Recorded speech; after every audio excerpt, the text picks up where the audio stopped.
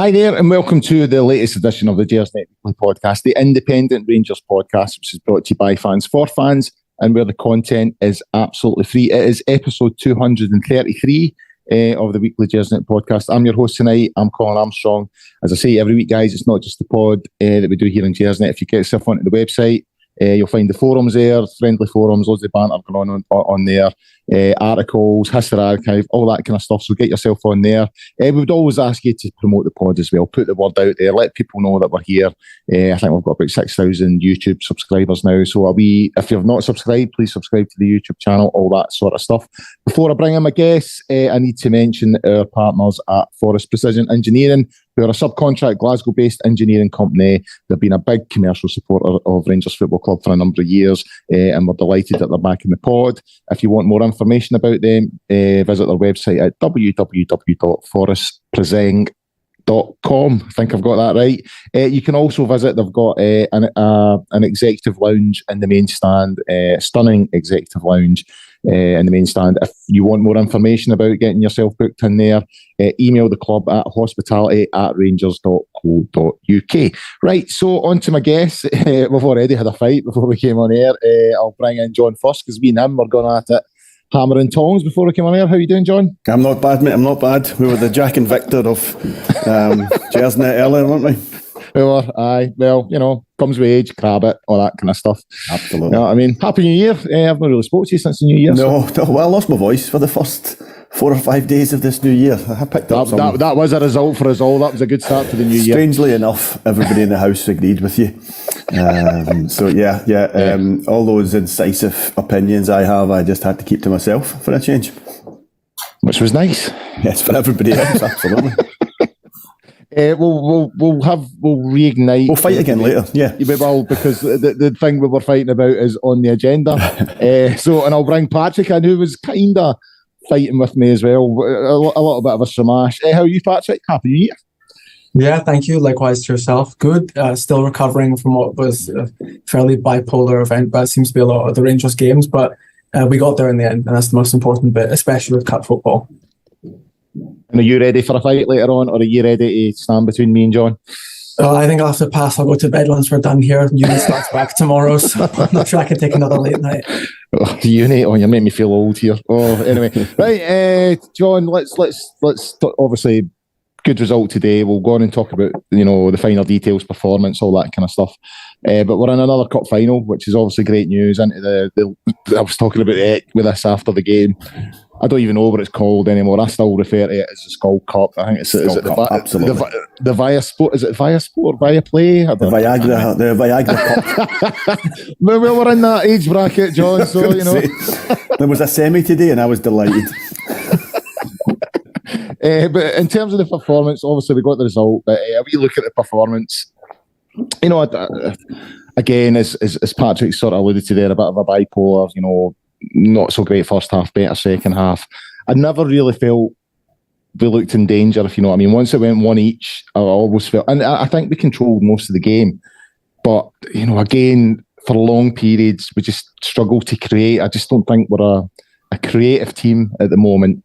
Good to reach another final, but again, there's still issues within that team, I think. Yeah, I mean, but the issues that were apparent to everybody earlier in the season, they haven't gone away just by appointing Beale. He's managed to address some of them. He's clearly brought in some team spirit, which I think was missing before. There's a bit of fight there now. We go one down. We don't now think, well, that's it, we've lost, which I think was the case before he came in. So he's managed to address that. But the key issues affecting that squad just now, which is a lack of creativity, which is a lack of people being able to do something a little bit different, and also a lack of people just being able to put the ball in the net. That still exists. That still needs to be addressed. Beale is doing well with what he has at his disposal. He's getting the most out of it, and I think today was another example of that. And that's great. I think you can really ask an awful lot more of him at this stage. I enjoyed the match. I didn't enjoy it at the time. It was one of these games I didn't enjoy at the time. I mean, you said that you didn't feel threatened after it went to one each. I got to tell you, I was bricking it all through extra time, and at the end when we gave the ball away and they came up the field, I just said, this is going to penalties and we're going to lose in penalties. It's going to be one of these horrific days. I was Mr. Negative for large parts of this afternoon. I should point out with that one at the end, the ball went out. The linesman was on my side. He flagged, so the ball went out for the cross. So if they had scored, it wouldn't have counted. Well, the one where McGregor had a decent save. Yeah, McGregor at the end there, the very last bit of action. Ah, right, okay. As the ball went across, the minute McGregor made the save, the linesman beat. Well, you know what? See if it got in. They'd have let that. You would have overruled your VAR would have intervened. VAR was broken. VAR was broken at that point. It was back in at that point. I'd have broken it again. We were getting announced. Sorry, I can't hear anything you're saying. I'm just going to give this goal. Yeah, so happy overall then. I'm happier tonight than I was during the game. Absolutely. We're in a cup final, and it was a tough pitch. It looked like a heavy pitch. I actually thought both teams did fairly well considering the state of the pitch. Aberdeen raised their game to play. As you and I have spoken about this many a times, every Rangers fan knows this. This is Aberdeen's cup final. Aberdeen's cup final was today. Even if they'd won, Aberdeen's cup final was today. They don't care about beating Celtic if they got to the final. They care about beating us in the semi. So they were up for it. They played well. They played to their strengths. They did cause us some problems. They defended well. But overall, the better team won. And in the end, sometimes winning ugly is how it has to be done. I'm looking forward to the final now. Before I bring Patrick in here, you mentioned something that I meant to put in the agenda, but it was all about rush because I was at the game and blah, blah, blah. The pitch, I don't understand. Now, I know it was played on yesterday and I know we've had a sufficient amount of rain recently. I've been out with the dog many times to experience that, we've had a lot of rain. But there isn't a lot of football being played on that pitch at the moment. Queen's Park don't play there. They're currently playing their games at Stennismuir, I think it is. They're out there. Lesser Hampden's getting built. I just don't understand. Obviously, the pitch was played on yesterday, so we expect it to be maybe cut up a little bit. But they were complaining, Celtic and Kilmarnock were complaining about that pitch yesterday. I just don't understand why it's in such a bad state when it's not getting played on. I mean, I don't know what's happened to the Hampden pitch. Used to be one of the best pitches in the country. I really don't know what's happened to it. I didn't see any of yesterday, but like you, I read this morning that folk were complaining about the pitch yesterday. It was actually like watching. You called it earlier the Skull Cup. It was a bit like watching the Skull Cup. It was a bit like watching pitches from the 70s and 80s, which you used to see. It's funny how we've become used to just every pitch being a bowling green, no matter the time of year. Whereas, I grew up watching football, playing games on pitches like that. That was the norm at this time of year. There's no excuse for Hampden to be in that condition. None at all. Like you, there can't have been a game played in that 2 months. Can't have been. Weather's been bad. I accept that, but that pitch should have been in great condition before yesterday's match. And albeit it would have cut up. You couldn't help but cut up after yesterday's match. It should have been in better condition than it was. Patrick, the first half performance today, I thought we started quite well. If I'm being honest, I thought the first 10, 15 minutes, again, not creating a huge amount, but I felt like we hemmed Aberdeen in. But just slowly but surely, Aberdeen just started to sort of gain a wee bit more possession and start to get up the park. And it just feels like this, that lack of confidence thing that I think exists in the squad at the moment. You just started to feel, and when you see it on the pitch, that you think that these players aren't as confident anymore. It starts to infect the supporters. The supporters become frustrated. And so a good start to the first half, but it sort of went down south after that. Yeah, it was definitely a game of runs, or at least the first half of runs. I thought the first 15 minutes were sort of emblematic of what we probably want to play like. We started really well. I don't think it would have been unfair for us to have scored after the first 15 minutes. I think you could have said the first 9 minutes were almost all camped in their half, which was fantastic. Obviously, the pitch meant that any play was going to be even more difficult, which kind of impressed me even more so, because we looked to be playing some of the sort of emblematic when we've had field spin runs. Maybe it's been a good half or a good 15, 30 minutes, and we're putting on a good show for the crowd as well. But then I'm not even sure what it was. I don't think it'd be anything beyond sort of just the Aberdeen sort of realising that they're in the game here and they've got to go. They can't really park the bus for 90 minutes and expect something to happen just because of the nature of how we play. Our attacking players were quite sharp. I think Sakala had a shot or two within the first 10 minutes and Tav was getting on the ball, Tillman as well. So they realised that this pitch is probably the best leveler, you could say, to make this game a proper 50-50. And to their credit, they did that really well. They looked hungry as well. As we've mentioned, it's their cup final, so they're going to put all into it. And that leveled it. But obviously, eventually it told, and we'll talk about it later in the second half. And then extra time it was still nervy, but we got our win. But yeah, no doubt we started very well. But for whatever reason, probably more to do with Aberdeen being proactive than us sort of getting into a rut. But they leveled it out and made it sort of an actual game after the 15 to sort of 40-minute mark. And on the pitch as well, is there anything that you can think of as to why the pitch was in that state? Because it was pretty bad. You know what I mean? If you look back, unless the staff at Hampden are having games 11 aside on that park, you know, every other day, I just don't understand why it was in that state. Yeah, I don't think there's been any like big concerts that would be at Hampden, because if a band or an artist is big enough to play at Hampden, we'd know that they're there. There's probably some argument that no games probably isn't beneficial. You probably want some amount of game because then it forces them to reseed and sort of tend to it more. But I think even in the game, the Celtic Kilmarnock game was cutting up within 30, 40 minutes. It wasn't just the pitch became bad upon the 90th minute towards the end of the game. It was cutting up quite early. And I think they'd mentioned in the commentary yesterday that it was going to be absolute hell to play on today. And it was. But for the reasoning, I guess you can just put it down to the weather. But that seems to be something that people are paid to sort of counteract. But yeah, that's what I mean. The drainage, ground staff, and as John's pointed out, you know, pitches do tend to be a lot better than what they were in the 80s and 70s and 80s. And me and John were growing up watching games. I mean, I've put on some DVDs for the 70s and stuff like that, and my son's like, "Look at the pitch!" You know, it's just like this brown thing. You know, there's not a blade of grass on it. And I think John's right. I think pitches have improved significantly over the years. You just expect to go in, okay, maybe the goalmouth area's got a little bit of sort of issues on it, but other than that, I was just stunned because there was a lot of brown showing through. I was on the upper tier today, and I really was. I was quite surprised at how bad it was. John, on to an area that I think's one of our main problems at the moment, and one that Beale will probably have to deal with over the next few months.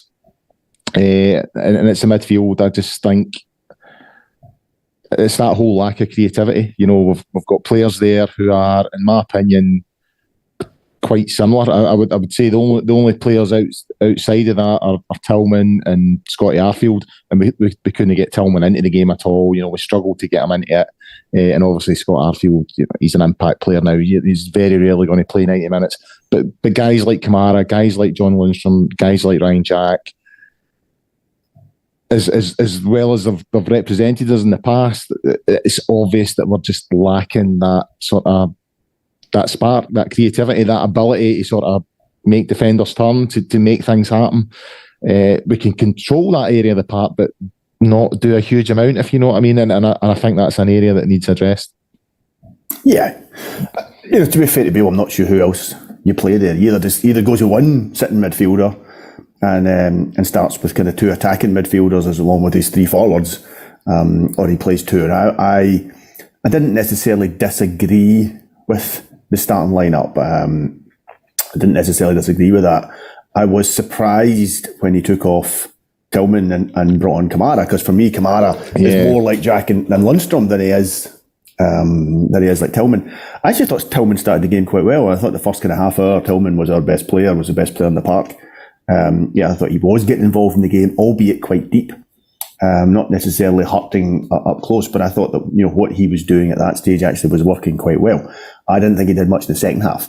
I thought by the second half the game was passing him by largely.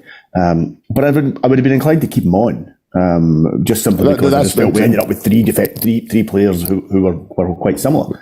That's what I thought. I was a wee bit surprised he took him on. I was thinking bring someone on to try and give him the stage to go on and perform. Yeah. But again, this goes back to Beale being able to work with what he has. Hadji isn't fit enough yet. So he isn't an option in midfield. Lundstram and Jack are similar players. Davis he's out for the season, and unfortunately I suspect he's probably, I think he's probably finished at Rangers, and there's a decent chance he's maybe finished with professional football now. So we don't have a lot of options there. You've really got Tillman, and with the possible exception of Lowry, until Hadji's fit, we don't really have another player who can do what Tillman does.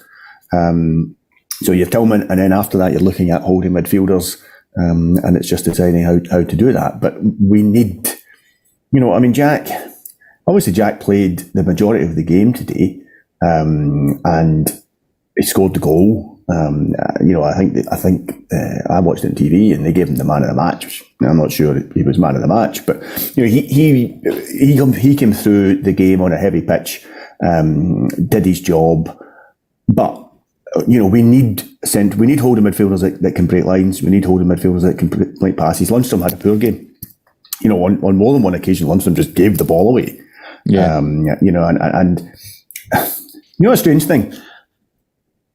When Lundstram joined Rangers, he didn't set the head on fire.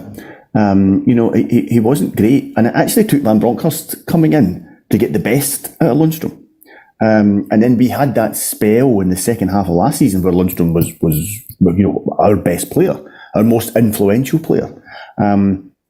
He didn't carry that form into this season for whatever reason. He didn't carry that form into this season, and he's been disappointing this season. And I thought today was another game where, he's there, he's available for the pass from the centre halves. He can knock it back out to Tav, take it back again, give it to a centre half.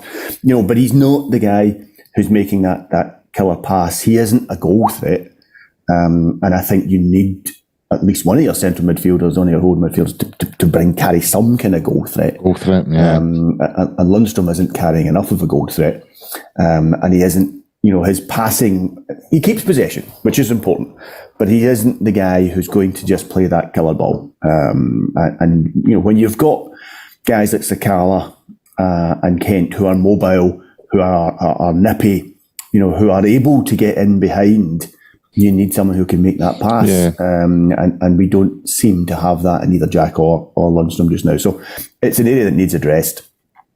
I suspect, looking at the players we've been getting linked with, I think it's fairly clear that the club know that. But it needs addressed fairly quickly because it's an area we're lacking in just now. See, I think that's a good point that you've made there about Sakala and Kent. It seems to me our midfield gives them the ball when the fullbacks are in front of them, rather than playing it in behind them for them to run on it. Because this is something I bang on to my son about. All through his, he's 17 now. When he was coming through the age groups and all that kind of stuff, he'd always try and beat a player, and I always try to drum it into him. So it's good to beat a player, but you can beat a player just by running into space and give the other guy the pass to put it through. You don't have to have the ball to beat a player. You know what I mean? And I just feel that our midfield, we give it to our creative players and say, go and create, rather than playing it into space for them and turning defenders, if you know what I mean. Yeah, absolutely. And that's been an issue for us all season. It should have been addressed in the summer.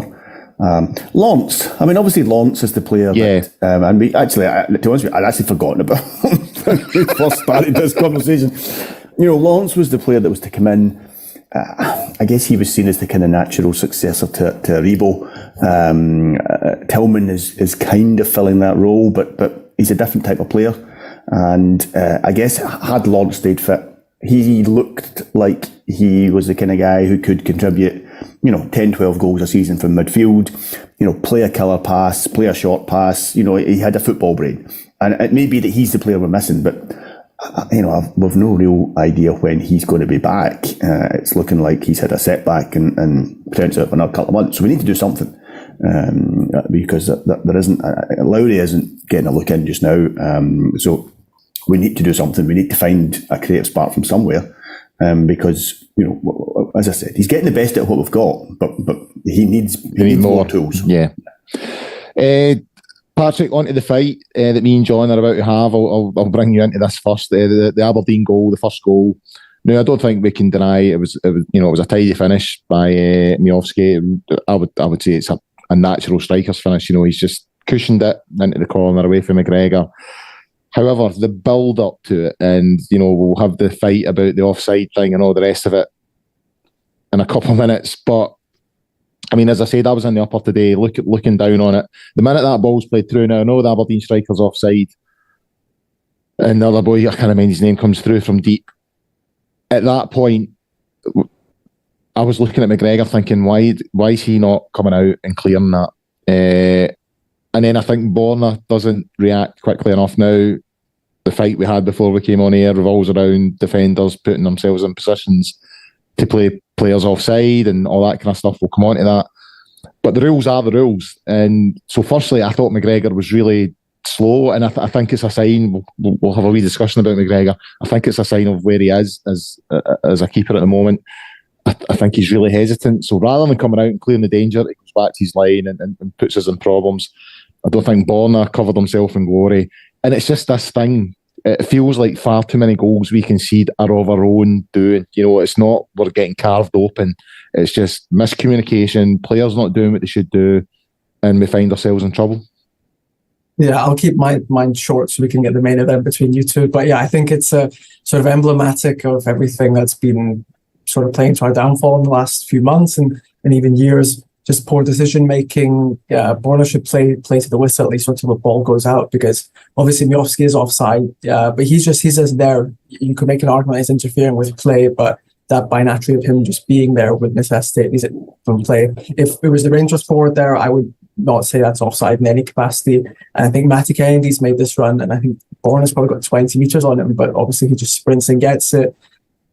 Poor decision making from him, sort of just turns his brain off for a second. We've seen that a few times against Celtic in recent times, with Abada coming in on the right wing. So it's not unlike him. I don't think it's an isolated incident. It's something we've seen on a number of occasions, and sadly it's led to a few goals. But yeah, he was poor, but then obviously McGregor has two opportunities to kind of clear the ball. The first one you talked about, where he can just come off his line and boot it up, and that's probably what everyone would have thought he should have done and would have been natural for most goalies.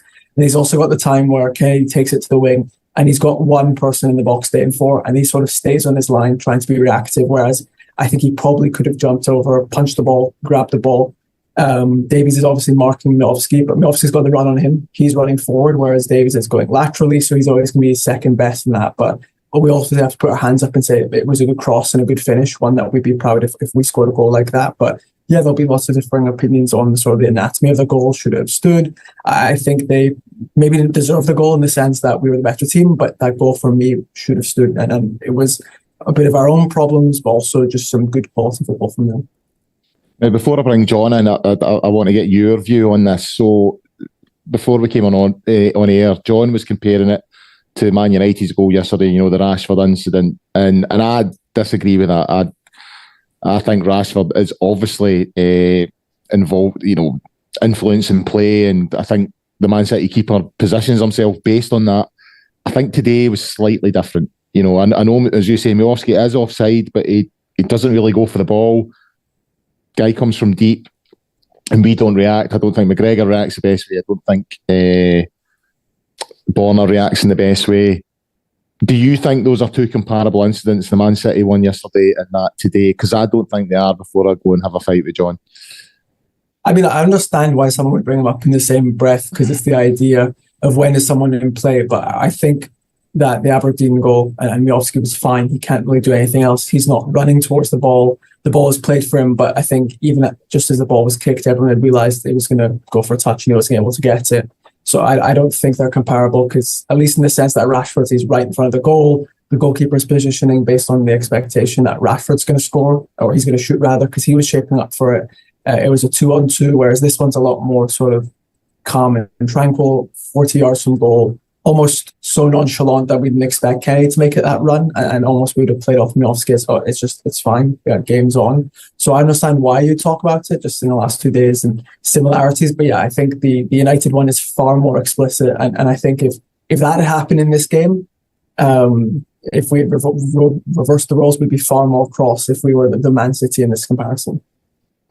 John, myself and Patrick, we're looking at McGregor, so I'm blaming McGregor, I'm blaming Borna. I think Patrick's on the same sort of boat as me. You're blaming UEFA for the ruling. Yeah, I'm blaming Michel Platini or whoever it is that makes up these bloody rules these days.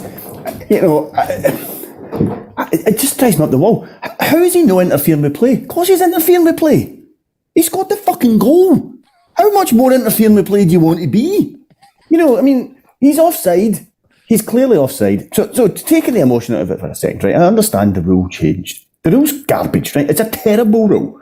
Anyone who has ever played football at any level, right? And you always say, you know what? I played up front. I know I get what it's like before. Well, you know what? I didn't. I played in defence, right? And see when that guy is so far offside as he was, and Bonner sticks his hand up and says he's offside, you know what? The guy himself stops, right? Your natural reaction there is exactly what Barisic did, is he slowed down because that's it. The boy's offside, right? And then that prick comes from behind him. Hang on. Do you not play the whistle? Right, okay, on you go. You had your chance. And then that guy comes from behind him, right? And he comes through. But at which point, Barisic has changed his stance. He's changed his pace, So that guy has interfered with play. His very presence there has interfered with play, right? And that for me that's what really frustrates me about this, is he absolutely affected that move. His positioning there was instrumental in what Barisic did and where Barisic was. Now, you can criticise Barisic and say, well, you know what? The rules say, right? But he's not got eyes in the back of his head. He doesn't know that guy's coming behind him. And if no one's giving him a shout, what's he meant to do, right? So he plays to what he sees in front of him, right? The boy comes through. The thing with McGregor, I don't know whether McGregor clearly didn't think he was going to make it out before the other guy.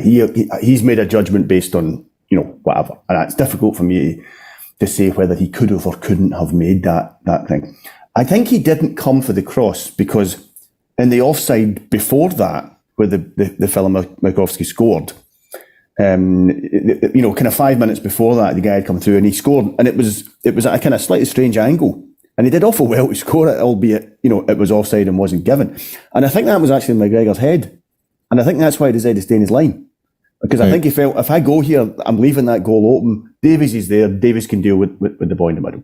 It was a good finish. But again, he has started that run from an offside position. It gives him an advantage over Davies.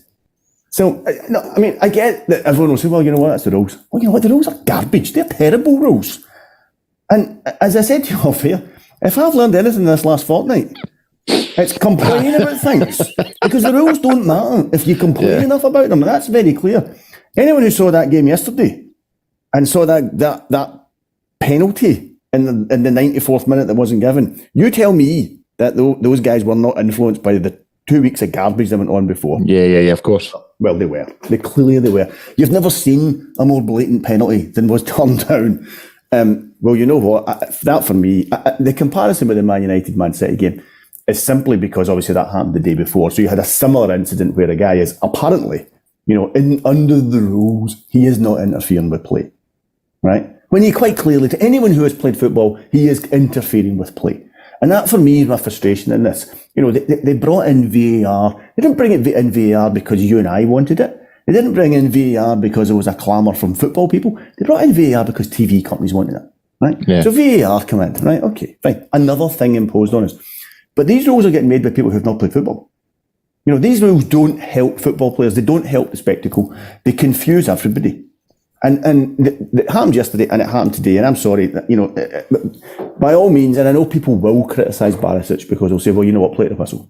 Yeah, fair enough. That's something that's been around as long as I've been involved in football. But at the same time, the guy's clearly offside. Barisic has played him offside. He's clearly offside. Barisic adjusts his body, adjusts his run, everything because of that. And that's the most natural thing for a fullback to do when you're in that position. And I just think it's. I'm just glad it didn't make a difference in the end. You know what? I tell you what, if we'd lost to that goal, I'd have been fizzing tonight. I'm still annoyed about it, and we won.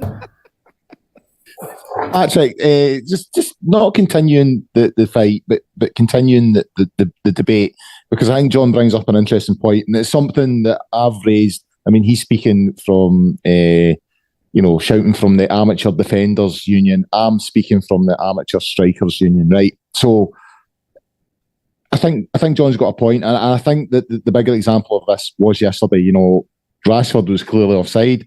Man City are their back four are positioning themselves, putting their hands up. You know, that's what you're coached to do. You know, position yourself, push up, leave players offside. You know, phase one, phase two. It makes that makes it really difficult for defenders. Well, I think watching that one last night in particular, not so much the one today, I kind of thought, well, are we reaching a point where coaches are just going to say, well, don't bother playing for offside because there's every chance he's not interfering with play and the move will continue.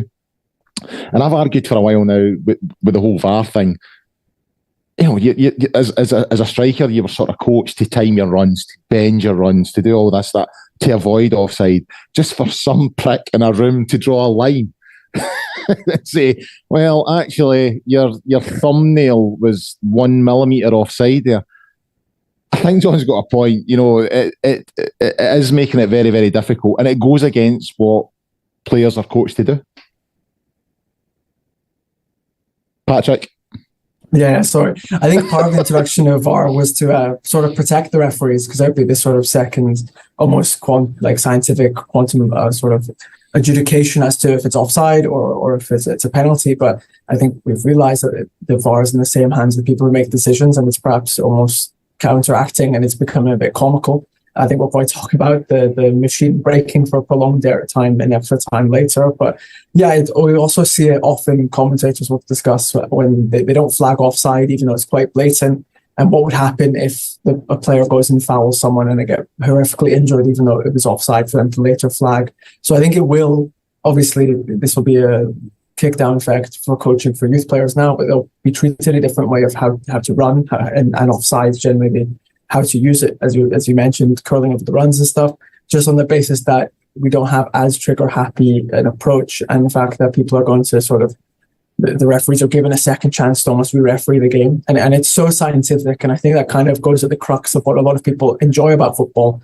is that yes, he is technically offside because his sort of, as you said, large fingernail was offside, but that's not really why we play football or why we watch football, even though he is technically offside, and then the 90th minute winner is rolled out for that. So I think obviously it's a creation that we enjoy when it benefits us, but I think if we were going to look back, it's only been in at least in Scotland for 4 or 5 months, but I think most people would probably take that pre-VAR football back, just because I think it's not really adding much, and if anything it's detracting and adding another layer of supposed Masonic cover-ups and just general gossip, which is a bit sort of not my cup of tea.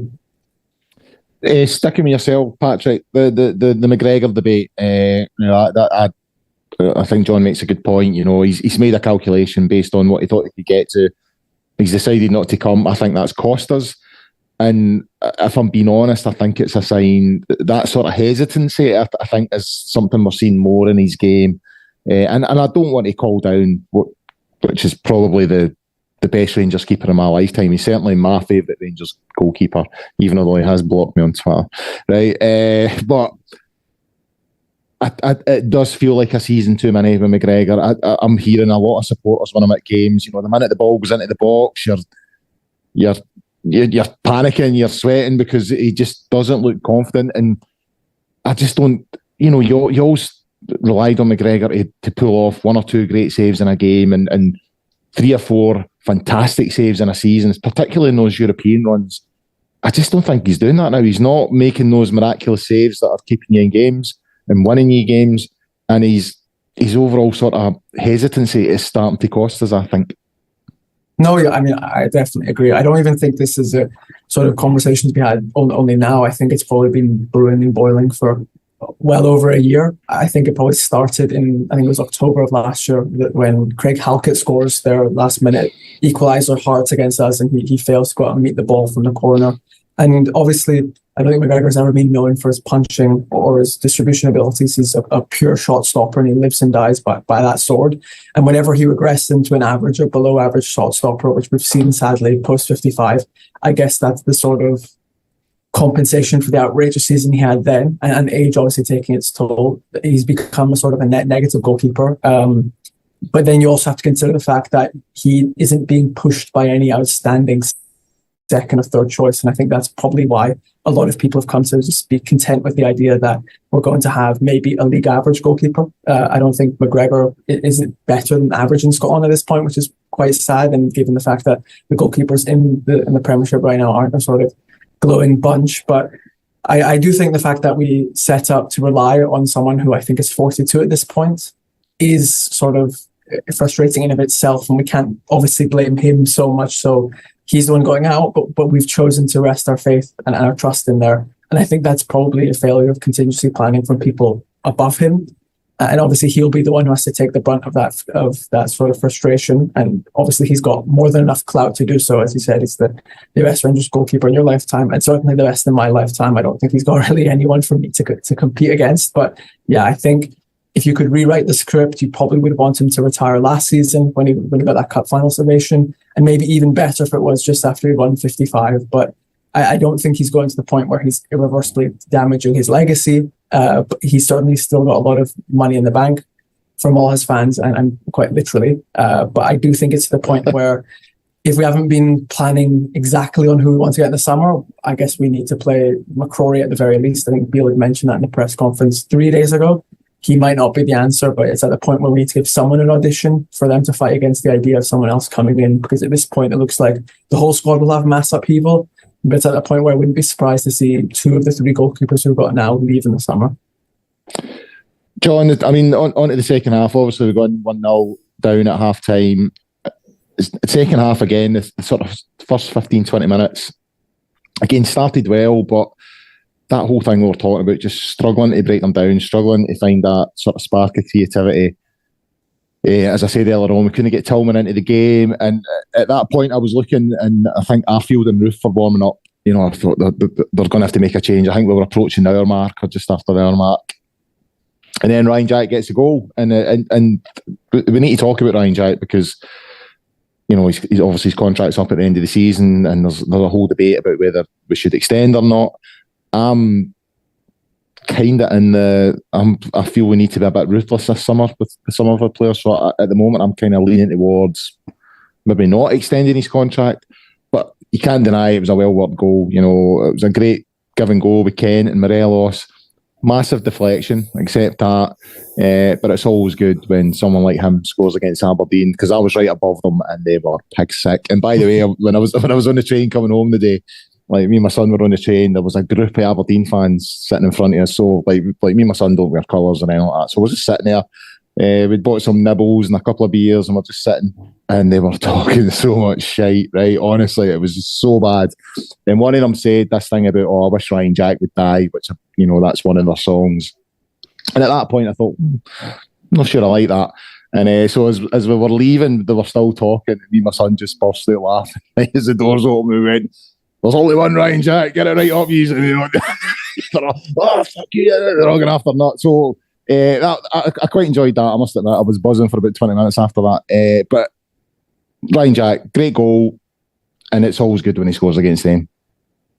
It was, because I know and he obviously enjoys it as well when he scores against them. I think he does. I think he did. His celebration suggested he was making a point.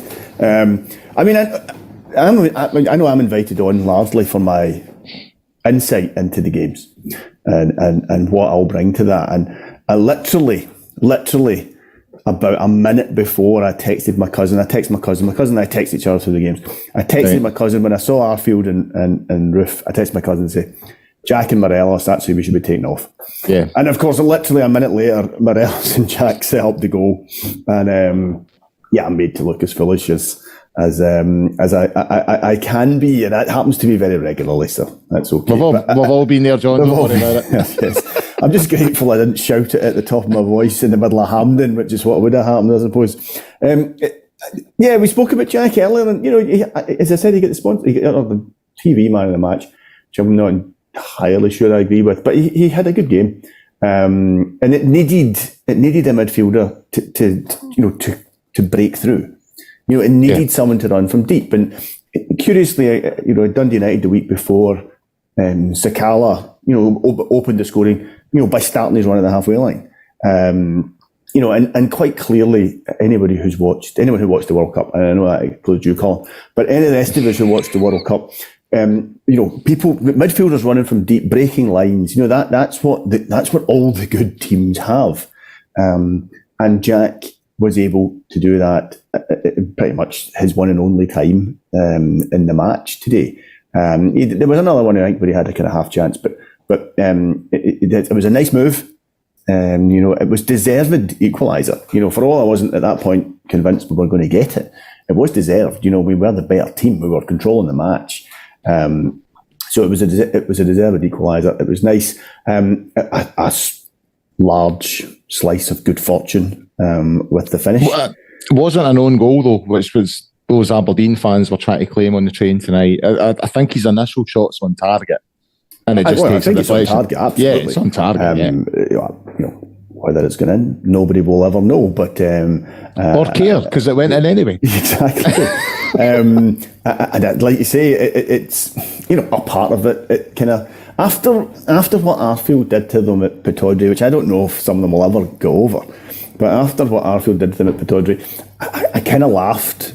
That's how we go. That's how we go, even with them.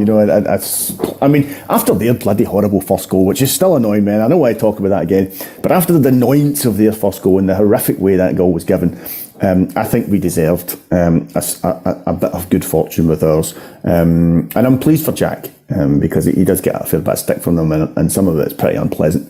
Yeah, it's very unpleasant. There's no doubt about that. I'm pleased for that. I'm assuming he must have. He probably still has family and friends in the Aberdeen area, and I guess they have to hear that on a fairly regular basis. So I'm pleased for him. I don't think he'll be moving to Aberdeenshire anytime in the near future now. At least he's from Aberdeen. That's the thing. Absolutely, aye. Yeah, and I don't know if you've seen. He posted a thing on Instagram. It was a photo of the Aberdeen fans behind the goal, with the announcement on the screen, man of the match, Ryan Jack, with his face. and he just put, thanks for coming. Is that right? I was like, yeah, God, get it right. In terms of the contract situation, obviously Davis is not going to get another contract. Davis is gone as a player. Jack has demonstrated on a few occasions this season that, when fit, that he's as good a player as we've got in that position. Of course, the challenge is, is how often is he fit? Personally, I could see us offering him another contract because, when he's fit, he is a very good player and he's Scottish, which ticks a couple of boxes in terms of the squad and how we need that squad made up. I wouldn't mind that if we bring in someone else who can play that position and can stay bloody fit. So if he's almost seen as, that kind of first choice, he's our kind of first choice backup. And we have two guys in that position who are good, who are perhaps younger and don't carry the same level of their body hasn't had the wear and tear that his has had. Then I probably wouldn't have a problem. And I think that might make sense both for the player and for the club. The problem you have with Jack is if you need Jack to play a full season, he can't do it. His body clearly can't do it. And particularly if you're playing, 2 games a week, he just can't do that. His body will break down. If you're actually asking him to play 20 games a season, come in for, a guy who's suspended, come in and cover for 3 weeks for the guys, then actually he may be a very good option on that. Whether that would fit into our budgets, whether what he would want financially, whether the stage of his career he's at, that he thinks that is what he wants, I don't know. But I could be coaxed into that deal. I don't think that would be the worst deal for the club or for the player. Patrick, the red card, Anthony Stewart's red card, it was right on the sort of, I find that a staggering decision by the player, to be honest with you. It was, we were seconds away from full time. It's a shocker, and it looked a bad one from where I was in the ground, as I said, looking down from the upper. But as usual, we're seeing debate on this issue. We're seeing. I think Michael Stewart was debating. He wasn't debating the red card. He was saying it wasn't a red card because it was over the ball. It was a red card because of the force. It was a reckless tackle. I would say it was both. I would say it was an absolutely shocking tackle. Definite red card. No need for VAR. Job done. Off you go, son. Yeah, it was just, if I was a Rangers player, I'd be absolutely mental just because it was so stupid. Sakala's got the ball and he's chopped in, but he's still 30 yards off from the penalty spot and he's on the left-hand side and he's not going to get a shot off for at least 5 to 10 seconds, and he's got players recovering. He just comes in, absolutely takes him out. I guess it's just evidence number. I probably lost count at this point, only in Scotland sort of stuff for football, like the fact that there are certain characters on Twitter saying that this isn't a red card, but I guess that's very much them playing their role, and it's quite funny if you take it with a hint of irony. But yeah, I think that ticks almost all the boxes in order to be a red card. Full force over the knee as well, or just below the knee over the ball.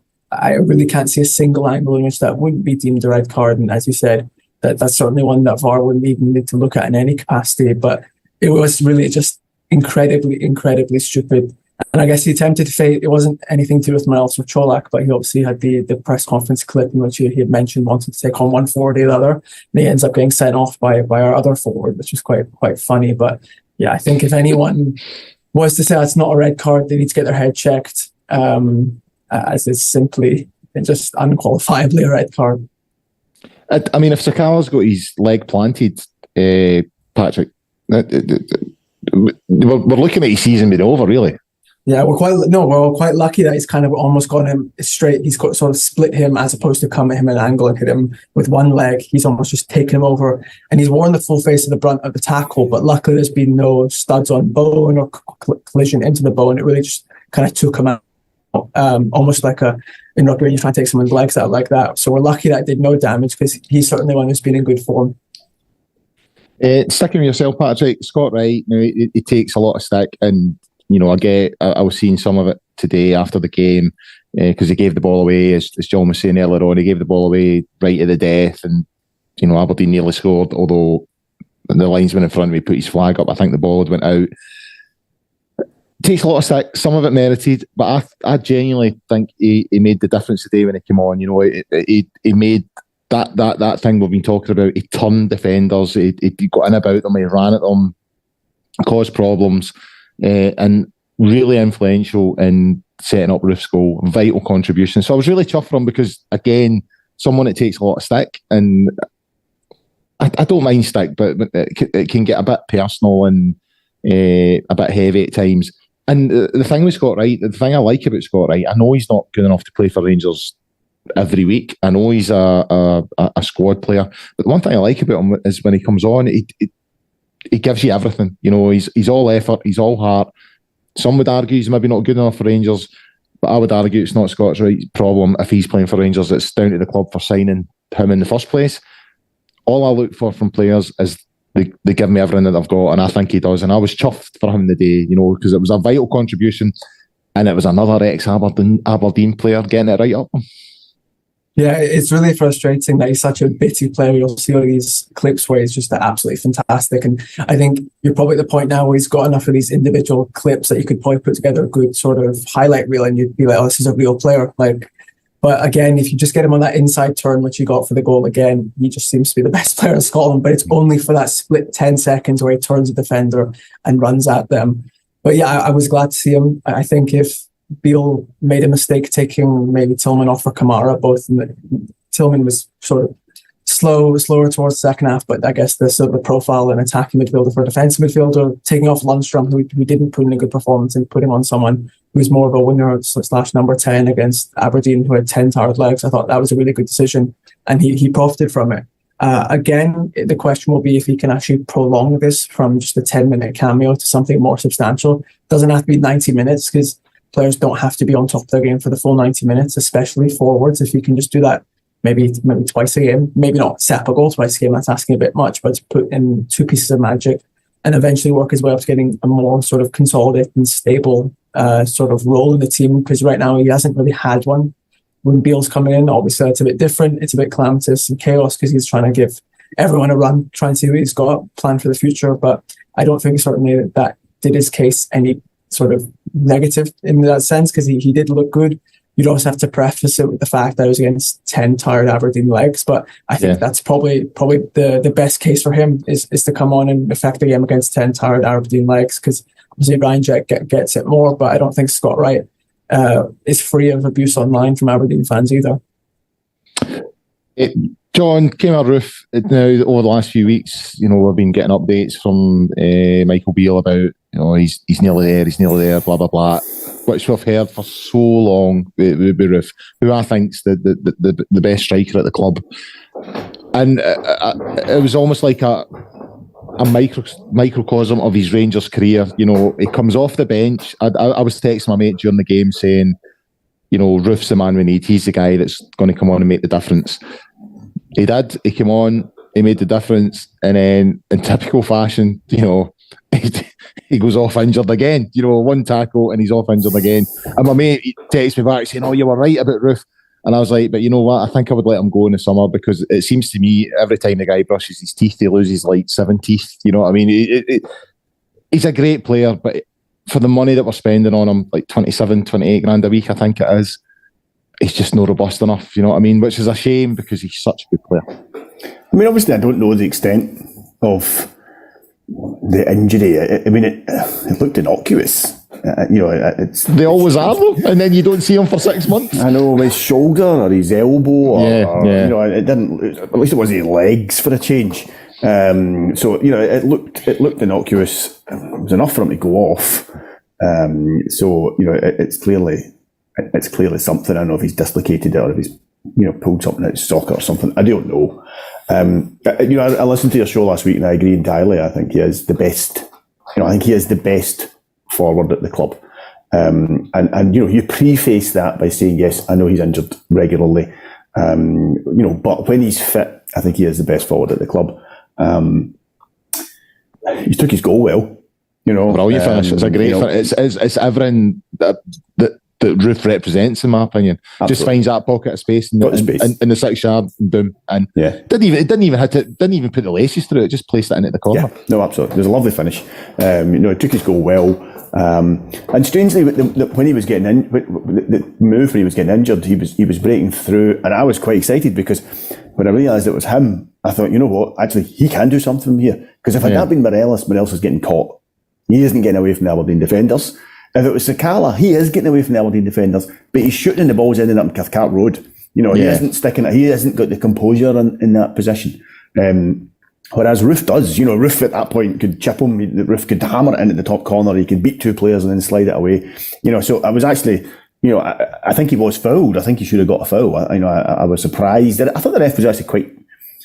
I didn't actually think it was a dirty game. The sending off, which I agree entirely with Tui, was an absolutely bizarre thing for that guy to do and make any sense because it hadn't been a dirty game, it'd been a hard game. Yeah, there'd been some some meaty challenges, but I didn't think it was a dirty game, which often games against Aberdeen can be. But I did think that was a foul. I thought there was enough contact in Roof that I did think it was a foul, but.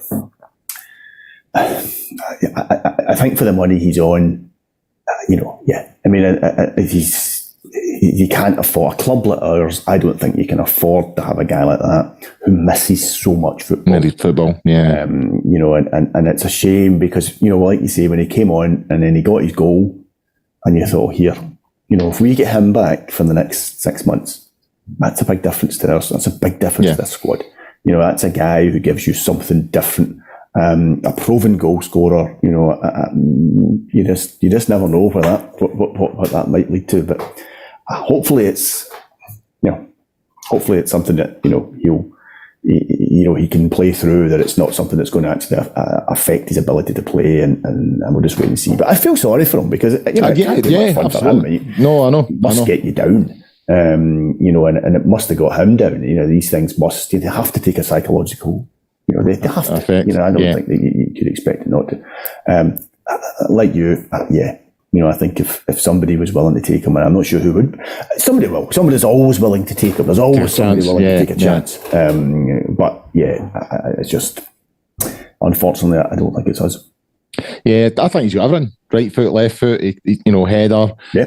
He was a top goal scorer the year we won 55. I genuinely think he was the difference. That's the most football we've got out of Roof. I think. And he's got an absolute mean streak in him as well. Yeah. He will cement you. Yeah. He will break you in half and not give any thought about it whatsoever. And I kind of like that in a forward. Yeah, and he's intelligent as well. Really intelligent forward. And I think there's two issues here with Roof that show why he's the best striker at the club. one, when we got the most football out of him, we won the league, and we were so consistent that year. And two, he was on the park for 2 minutes in Seville.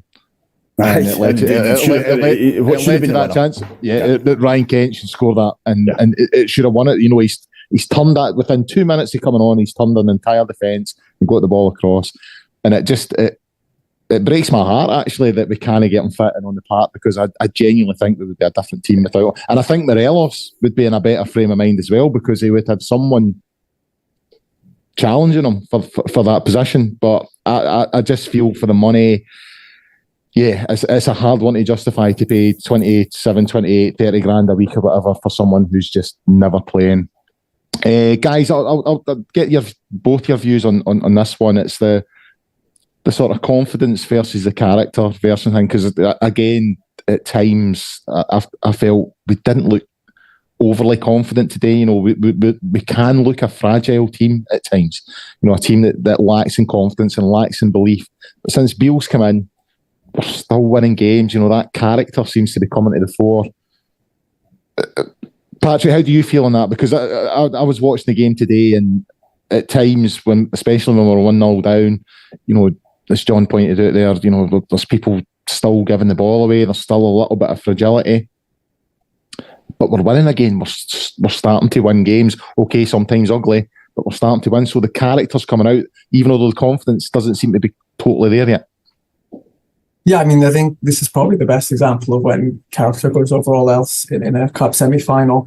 It becomes a bit concerning if this trend belongs into sort of beyond a micro to a macro trend, and we see it in the league, and we're relying on last-minute winners against teams that we should be putting away comfortably. But I guess when you isolate this sort of event, this is fine. It's a tough pitch. It's a team who are dogged, most specifically against us. Obviously, again, you can compare it to our last game against Aberdeen, another show of character, or at least the last 10 minutes showed some good character. And I think we can all understand and rationalise the fact that Beale's not working with an armoury filled with top quality players who are fit and ready to go. So the fact that he's able to breed in some sort of winning mentality per se, let's put it on on a 3-game, on a non-trophy sort of basis of winning, it's positive. It's not clutching at straws, I don't think, but it is looking to make something optimistic, which is obviously good as a fan base. We should be doing that. I think once we're able to click and get this character combined with maybe adding a few pieces of quality, whether that be in the transfer market or players coming back from injury, then we'll hopefully see some sort of symbiotic genesis of a good-looking team that looks like winning. That might take 2 months. It might take until the beginning of next season, but I do think there is definitely the stepping stones and the blueprint for that to happen. And I think the fact that we're not playing all that well and we don't have all that many options, but we're still winning, is definitely a good sign. I don't think anyone could complain about it. John, Michael Beale, 7 games in charge. I think it's 6 wins, 1 draw against that shower across the road there. Steady the ship. But that confidence versus character thing, there's no doubt about it. There does still seem to be a fragility in that team. But the character is definitely coming to the fore because we're winning games. Yeah, we're going behind too often. And I don't think that. I think that's where the quality aspect of this comes in. We are conceding goals against teams that we shouldn't. When we then regain the lead, we're not killing them off. And you can see that in our goal difference. And that needs addressed. And that's something that I think is a quality issue. But as Patrick said, as you've alluded to, Beale has come in and he has restored a sense of pride in the players, I think, because, we now look like we're going to play, for every minute of the match. And there was games in the first half of the season where we looked beaten after 15 minutes. Or at least we didn't look like we were going to score. I mean, there was a game, I remember, I think it was on, I don't know if it was you I was on with, but I was on, I think it was after St Johnstone game, where we had something mental, like 25 corners. And you're thinking, but we kept doing the same thing. Currently we are at least a little more unpredictable in how we're attacking. You see Kent moving around, you're seeing Sakala move around. We're giving other teams some need for them to actually think about how we're actually going to play.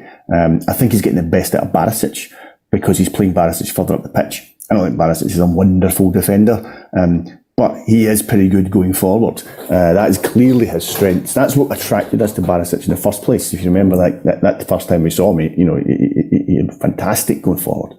And Barisic is at his best for Rangers when he's going forward. I think when he's asked to be a fullback, I think he struggles a little bit.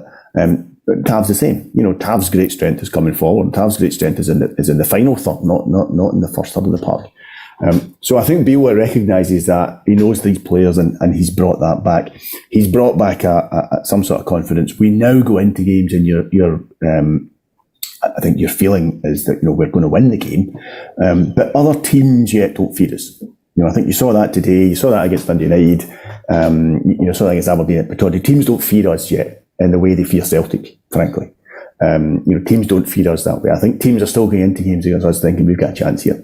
And we need to get that back to a point where teams go unbeaten before they start. And I think Celtic have that over us just now.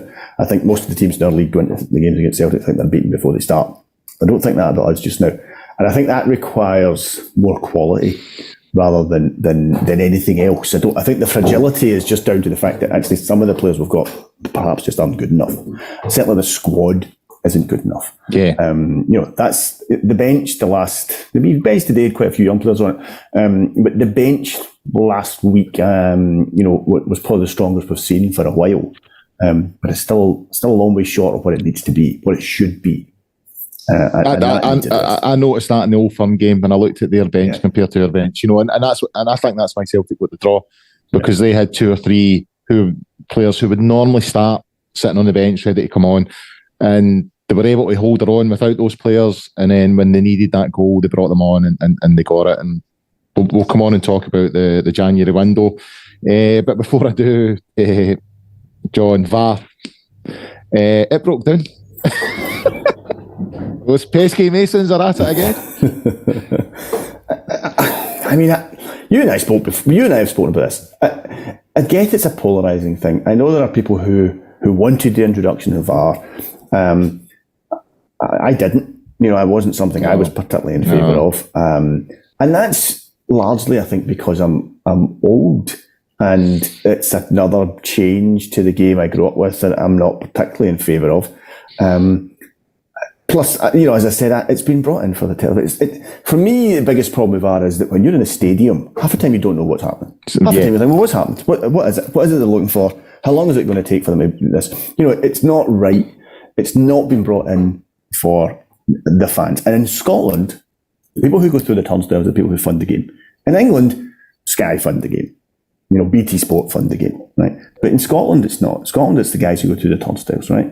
And no one asked us our opinion on that. Okay. And so that does annoy me, because ultimately we are the people who are funding the game here. I can kind of accept right down in other leagues, in your big leagues, where TV funds it, well, you know what, they choose the tune. But that's not what happens here. We get paid pennies. So, I would have chased them for that reason. However, it's here, and we just have to accept it. It's here, and it isn't going away. That's just part of the game now, and we just have to accept that it's here. It doesn't surprise me that it broke down. It doesn't. It doesn't surprise me. It's Scottish football. I've never known any other VAR to break down, but within a couple of months of us introducing it, it breaks down. And what made it even more farcical was, the announcement came over the tannoy in the stadium. That's VAR no working, lads, right? So there's no VAR, right? And they're like, everybody burst out laughing. And then 5 minutes later, like, lads, that's the VAR's working again. It's back on. You know what I mean? We turned it off and we left it for 30 seconds and we put it back on again and it's working again. You know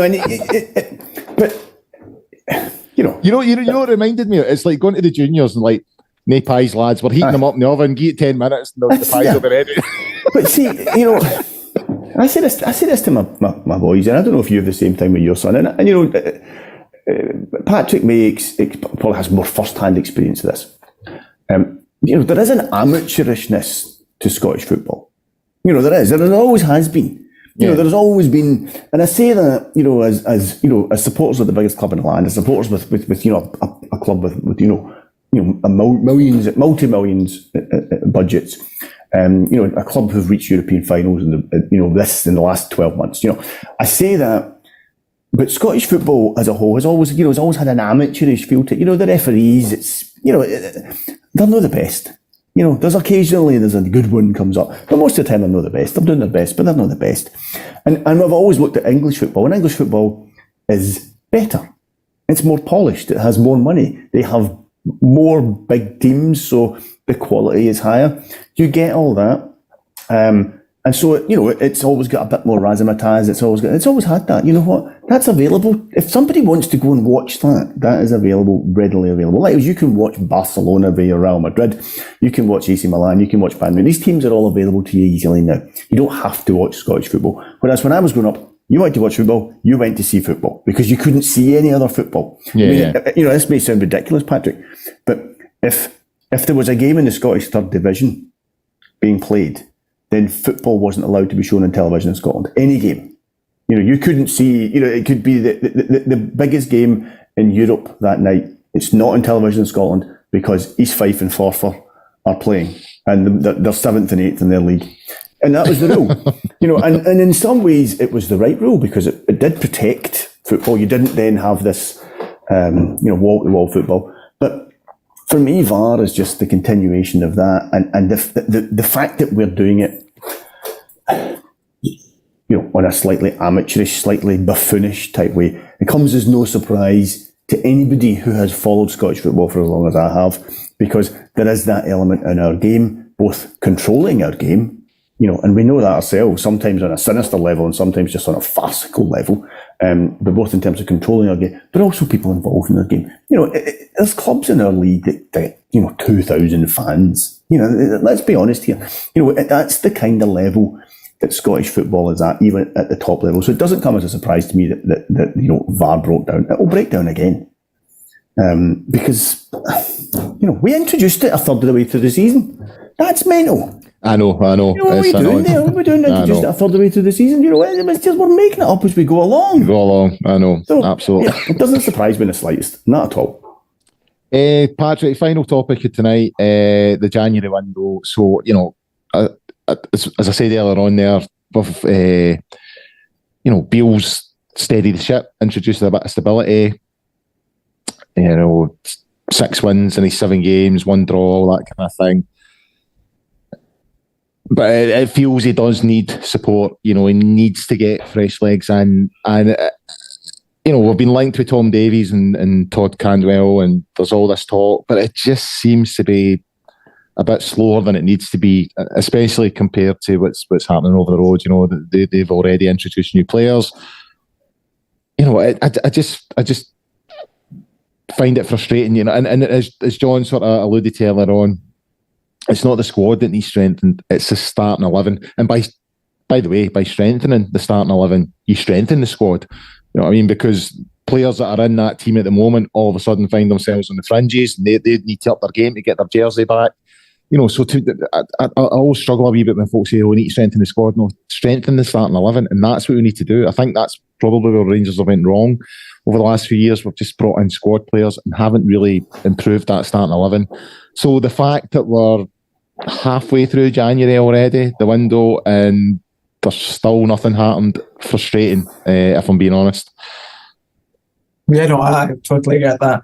Obviously, January is slim pickings at the best. Good players on good teams don't want to go because they're fighting for a title.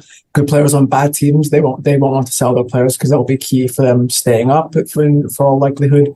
We've had a few names mentioned. I think 3 have recurring, can't all of them most. So I think Beale's name dropped in the conferences as well. Tom Davies and then Josh Onoma, they've all been mentioned. And then obviously the guy playing for Haji's team, Faro Constanta in Romania, Pitu, he came out today saying he'd love to play with Giannis again and maybe Rangers at some point, which seems a bit positive in our respect. But yeah, I think some people will be a bit more frustrated than I am. I think obviously I'd love to see us getting all our work done early and well-planned and well-thought-out contingencies that have been sort of executed months in advance. And then we bring in all our players on January 1st. That'd be ideal. But I think the January window at the best of times is usually a catalyst for going on and winning the league. I sadly think the league is beyond us, so I'm not as frustrated in the sense that we obviously need to bring in 3 or 4 players at least to bolster the starting lineup. And the end goal for a lot would be if we bring these players in and win the league. I just don't think that's realistic, so I'd rather we bring in a fewer players, but obviously we have to hit on them. But that doesn't seem to be our track record in the past years. As you mentioned, we bring in squad players, and even those squad players, you could probably for each one that's been a success. There's also been one who I don't want to deem failure, because I don't think any of them have been outright failures in a sense, because we haven't spent that much money, and that's generally the largest defining factor in if the transfer is successful or not. It's the money we've spent, and there's a complete lack thereof. But I do think we need to sort of turn a new leaf and start just bringing in transfers that work. But obviously, that's a lot harder said than done. But I do think that the names being bandied about do have some charm to them, and there's some positive to look at it. There's obviously the recurring theme of them all being sort of a necessity to be in rehab. They're out of form, they haven't played much, they're injured, and that's something we've dealt with quite a lot and not done successfully so. But I do think, given the fact we're halfway done, we hopefully see the business end come in the next few weeks. And I think Beale had mentioned in the previous few days that at the beginning of this week, when we'd see a lot of action, and he's mentioned upwards of 4 players. I think obviously you're looking at quality over quantity, but if we were to bring in 4 players, and he's mentioned he's only wanting to bring in starting quality players, and if we bring in 4 players that he deems starting quality, I'd be very impressed and very happy. But we've also got time to go, budgets to consider, but it's obviously not great now, but I do have faith. That might just be unbridled optimism because we all like Beale and it's gone well so far. And I hope it's not that. I hope it's somewhat sort of rational, but it'll just play out in the next few days, hopefully. But we still have got 2 weeks. But what I don't really want is us to come to the 29th or the 30th, like last year, not done too much work, and then get 2 agents offer us interesting proposals, because that's what they were. High risk, high reward, because that's really not what we should be dealing with at this point. Yeah, I would agree with that. That's what I find frustrating is waiting until the last minute of the last day, and then you're practically into February. You know, we saw it last season with Ramsey. You know, we brought him in, he wasn't entirely fit, and then it takes X amount of time to get him fit. And I just want some solid moves, and hopefully that's what we'll get. Guys, looking at the time, I think we'll wrap it up there for tonight. Just quickly on that. Quickly. I know you want to go. Do you think Beale was being naive or very clever? Do you think he was putting pressure on the club when he said the other day, I expect people coming in next week and there'll be starters? And, it was a surprisingly open thing for the Rangers manager to say at a press conference. Yeah. And you're thinking, well, he must be very confident that this is happening. And it did strike me as, I was thinking, I wonder, is he putting pressure on Ross Wilson? Is he putting pressure on the board here in a very public way? Or, was that just a naive thing to say? Is this just a youngish manager, newish manager saying something that he really probably shouldn't have said in that press conference? I was a bit puzzled by him saying that. Well, if these players don't arrive, then he's going to have to answer that in a future press conference, isn't he? So I would assume that he's fairly confident. But you're maybe right, John. There's maybe politics behind the scene. I do think Ross Wilson has questions to answer, I think, because I don't think the squad has improved enough over the period that he's been in. So we'll see. Maybe it was his way of saying to Ross Wilson, get your finger out. Because that's how you improve the squad, by signing players that are going to start. Yeah. You know what I mean? And increasing competition for places and all that kind of thing. I don't think there's been enough of that in the signings over the last 2 or 3 years. And I think, when you look at that Champions League campaign and you look at the players that were starting in some of those games, and you think back to the Europa League campaigns like 3-4 years ago when Gerrard arrived, 6 or 7 of those players, they're all the same. You know what I mean? The squad hasn't evolved enough. So we do need 3 or 4 players in at least, I think. So we'll find out. So we'll call it time there. Just one moment. I'm only kidding. No. That's what enough you. Big thanks to John, big thanks to Patrick. Enjoyed that tonight, good laugh, great stuff from them. We were live tonight, we were live on the Sunday night when Rangers had reached the League Cup final, and those Aberdeen fans that were on the train are still travelling home. Get it right up them, that's what I say. We were live tonight, but the show will be streamed and downloaded and all that kind of stuff on a variety of platforms from tomorrow, including Acast, iTunes, YouTube, Castbox, Stitcher, Spotify, your usual places. Big thanks to John and Patrick. As I said, we'll have shows out this week for the Kilmarnock game, and obviously next week as well. In the meantime, get yourself onto the Gersnet website and forums at www.gersnet.co.uk. until the next time, guys, enjoy the fact that we're in another final. And until next time, bye for now.